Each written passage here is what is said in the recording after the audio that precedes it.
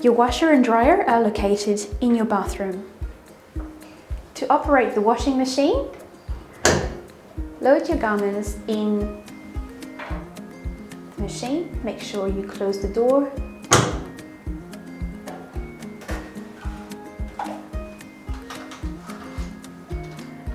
Load your laundry liquids in the first compartment.